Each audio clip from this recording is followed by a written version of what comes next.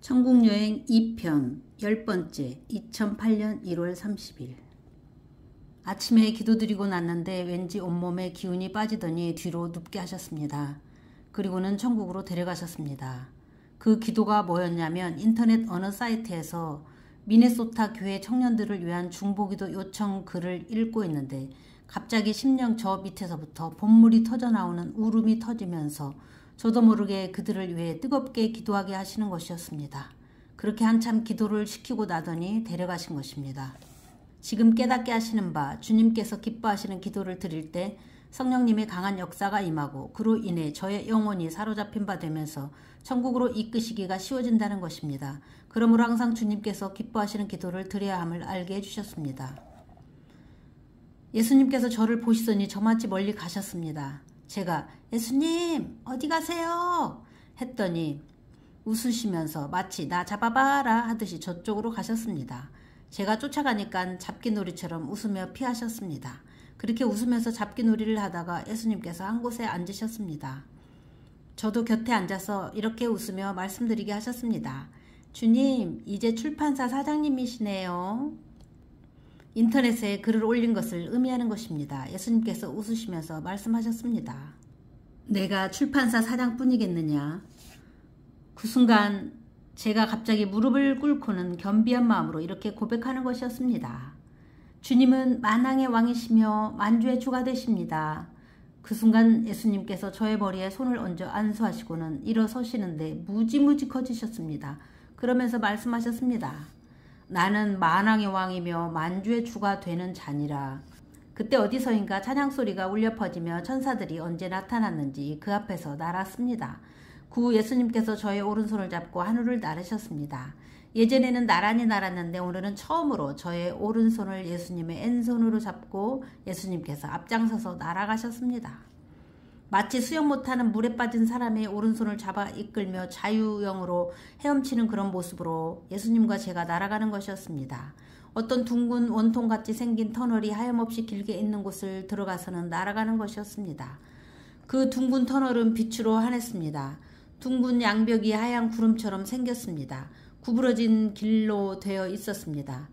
그런 터널을 매우 빠른 속도로 날아갔습니다. 그 통로를 나오니 눈앞에 어떤 넓은 호수 같은 것이 있었습니다.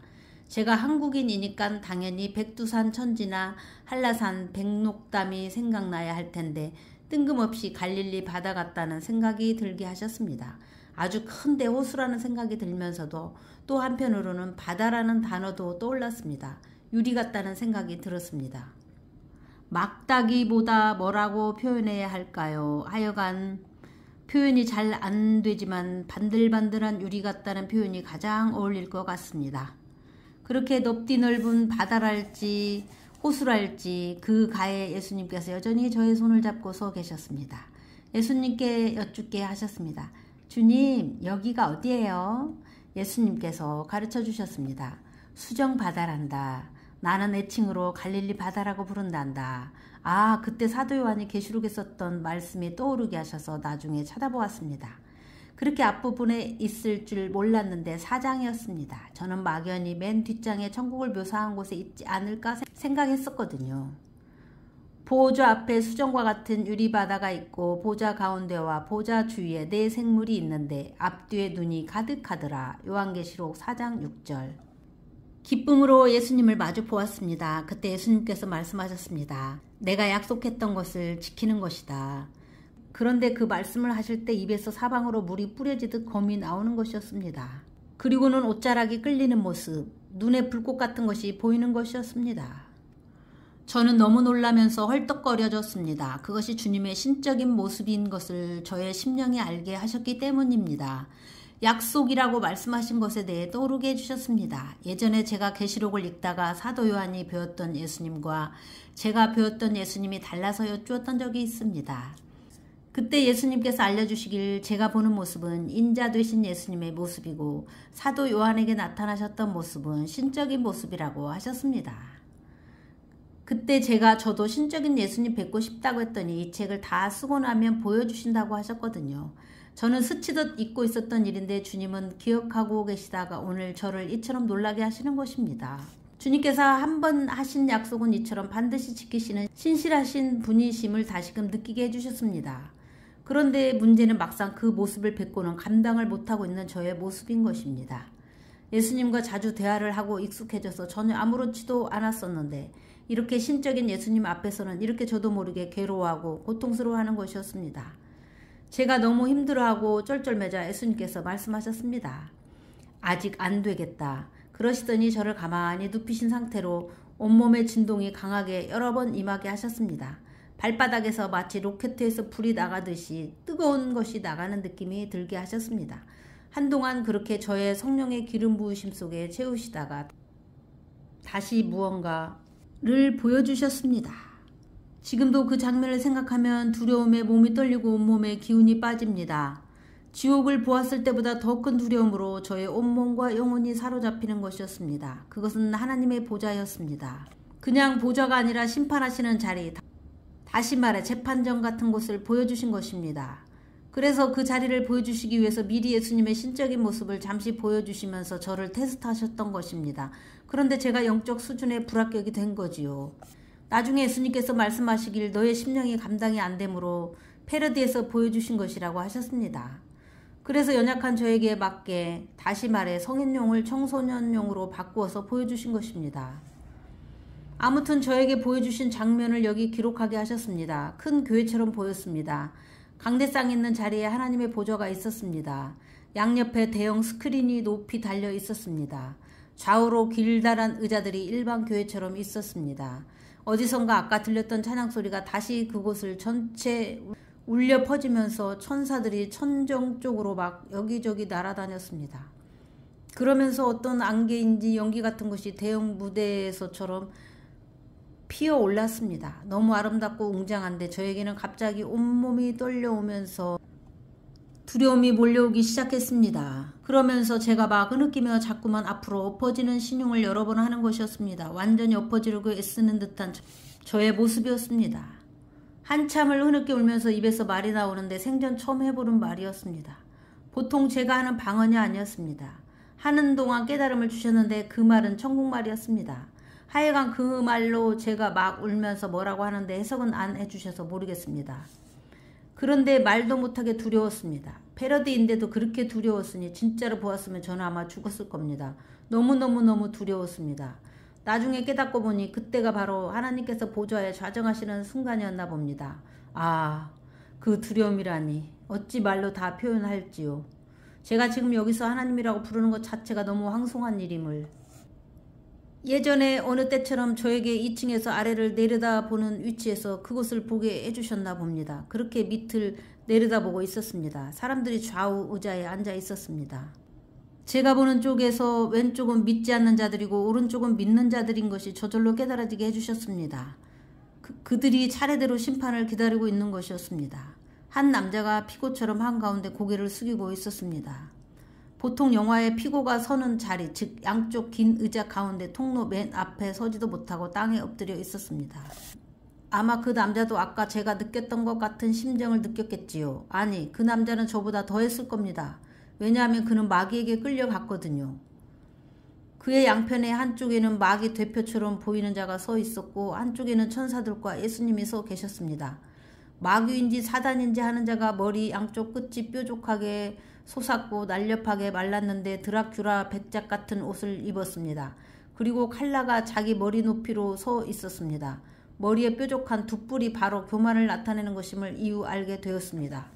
피고로 있는 그 남자의 뒤편 위에서 제가 내려다보는 위치에서 왼편 스크린, 즉 마귀 쪽 스크린의 도표처럼 보이는데 빨간 편은 조금 가는 막대기 한 개이고 나머지는 휘었습니다. 그리고 거기에 장면이 나왔습니다.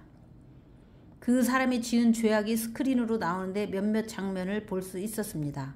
폭행하는 장면이며 술 먹고 갈짓자로 걸으며 횡설수설하고 주정하는 장면이며 나이트클럽에서 처음 만난 유부녀와 음란한 눈으로 벌거벗고 간음을 하는 장면이며 그 스크린에 죄 장면들이 나올 때 저의 자리를 옮기시는데 하나님 왼편에서 그 사람을 내려다보는 쪽으로 가서 볼 수 있게 해주셨습니다. 그 사람은 말로 할 수 없는 두려움에 질려서 입도 뻥끗 못하고 있었습니다.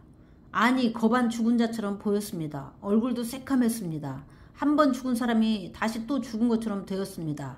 이것이 바로 둘째 사망인 것을 알게 해주셨습니다.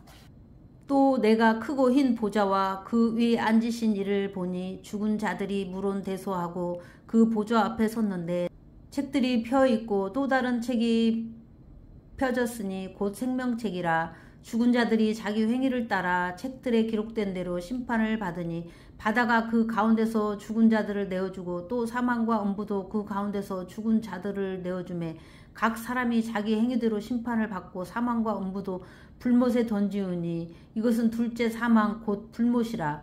누구든지 생명책에 기록되지 못한 자는 불못에 던지우더라. 요한계시록 20장 11절에서 15절. 그리고 오른쪽 스크린은 아예 뜨지도 않았습니다. 나중에 예수님께서 이 부분에 대해 설명해 주셨는데 그 사람은 예수님을 믿지 않았답니다. 그래서 아예 오른쪽 스크린 즉 생명록이 뜨지 않은 것이었습니다. 다시 말해서 왼쪽 스크린은 믿지 않는 자들이 행위대로 심판의 경중을 따지는 화면이고 오른쪽 스크린은 믿는 자들의 행한 일의 상급을 따지는 화면임을 알게 해주셨습니다. 그리고 특이한 것은 이 남자의 경우는 하나님께서 아예 책망도 칭찬도 하시지 않았습니다. 하나님께서 아무 말씀을 하지도 않으셨는데 스크린에 그 도표와 죄악이 나오고 나자 자동적으로 마귀가 데려갔습니다. 쉬운 말로 아예 입댈 것도 없이 지옥이라는 의미로 보였습니다. 내어버려 두사. 로마서에 보면 죄를 짓는 자들에게 내어버려 두신다는 말씀을 3번씩이나 하고 있는데 그 말씀 그대로 심판의 자리에서조차 입댈 가치도 없는 인간이라는 취급을 당하는 것을 보게 하셨습니다. 그러므로 하나님께서 저희를 마음의 정욕대로 더러움에 내어버려 두사 저희 몸을 서로 욕되게 하셨으니 로마서 1장 24절. 이로 인하여 하나님께서 저희를 부끄러운 욕심에 내어버려 두셨으니 곧 저희 여인들도 순리대로 쓸 것을 바꾸어 영리로 쓰며 로마서 1장 26절. 또한 저희가 마음에 하나님 두기를 싫어하며 하나님께서 저희를 그 상실한 마음대로 내어버려 두사 합당치 못한 일을 하게 하셨으니 로마서 1장 28절.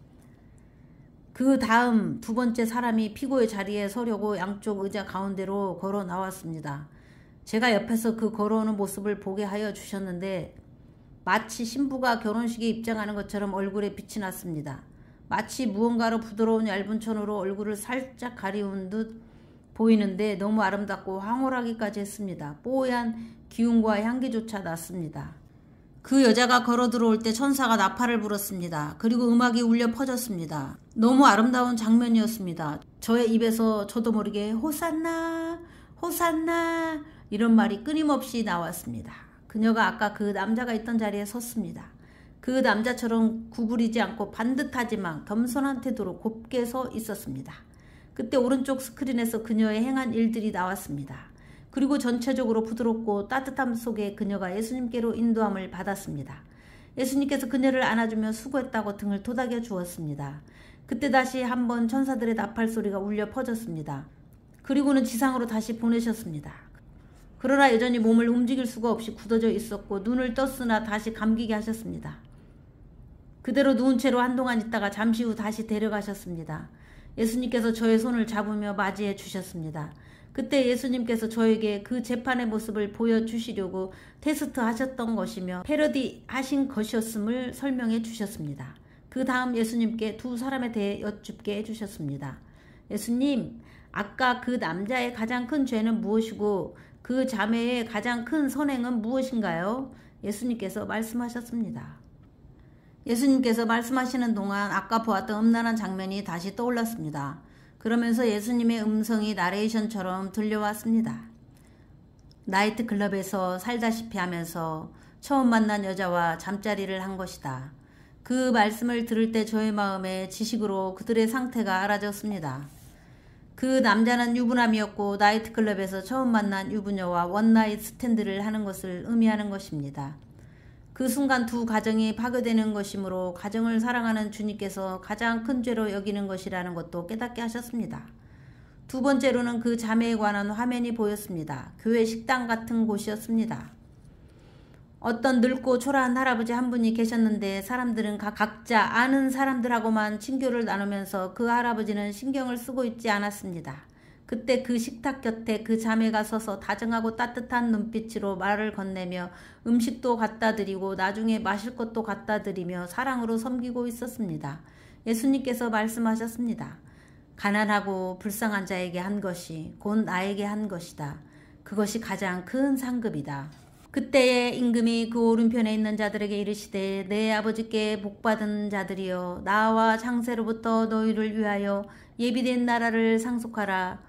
내가 줄일 때 너희가 먹을 것을 주었고 목마를 때 마시게 하였고 나그네 되었을 때에 영접하였고 벗었을 때에 옷을 입혔고 병들었을 때에 돌아보았고 옥에 갇혔을 때에 와서 보았느니라.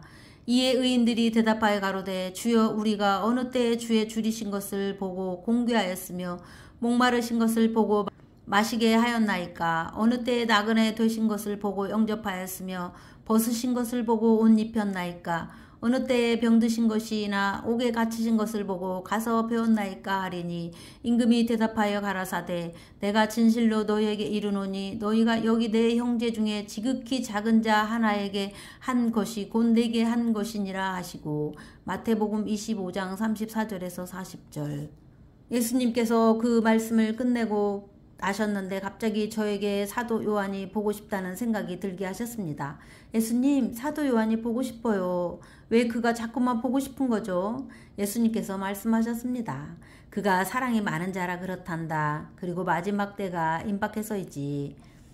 그 이야기를 하는데 곧 요한이 숨바꼭질하다가 나타남같이 씩 웃으며 나타났습니다. 놀랍게도 제가 그에게 환한 웃음으로 기뻐하며 서로 마주보고 입맞춤하는 것이었습니다. 그러면서도 놀랐는데 그때 피차 입맞춤하라는 말씀을 떠올려 주셨습니다. 이것이 육적인 것이 아닌 영적인 입맞춤을 의미함을 깨닫게 해주셨습니다. 너희는 사랑의 입맞춤으로 피차 무난하라. 그리스도 안에 있는 너희 모든 이에게 평강이 있을지어다. 베드로전서 5장 14절. 예수님께서 말씀하셨습니다. 자, 또 모였으니 마지막에 대한 얘기를 나눠볼까? 요한이 지도 가져왔니?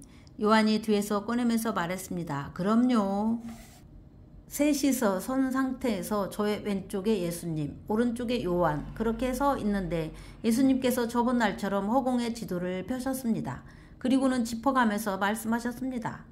우랄 산맥을 중심으로 한 지역에 공중 권세 잡은 자가 더 극성을 부리며 나의 백성들을 핍박하고 있다. 너희는 기도할지어다. 아래로 내려와서 중동 지역을 짚으시면서 또 말씀하셨습니다. 시나이 반도의 국가 간 분쟁 타협이 주님 뜻대로 되도록 해달라고 기도하거라. 그 일이 좋은 일이든 나쁜 일이든 주님 뜻대로 되는 것이 가장 최선임을 깨닫게 해주셨습니다.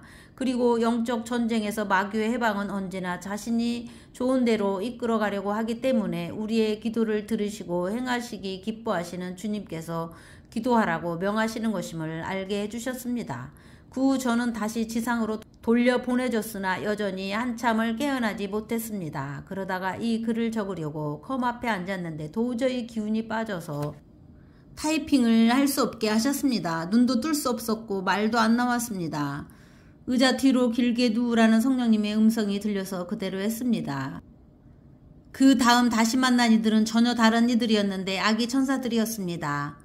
그 이야기는 따로이 적으라고 하심으로 따로이 적도록 하겠습니다. 오늘 이 일련의 사건을 제가 차례로 나열했지만 중간중간 주님께서 지속적이고도 강력한 기름 부으심이 지금 이 글을 쓰는 동안에도 진행되게 하고 계십니다. 그만큼 이 일이 중요하고 중요한 것을 저 역시 사용되면서도 느끼게 하시는 것입니다. 부디 소홀히 듣지 마시기 바랍니다.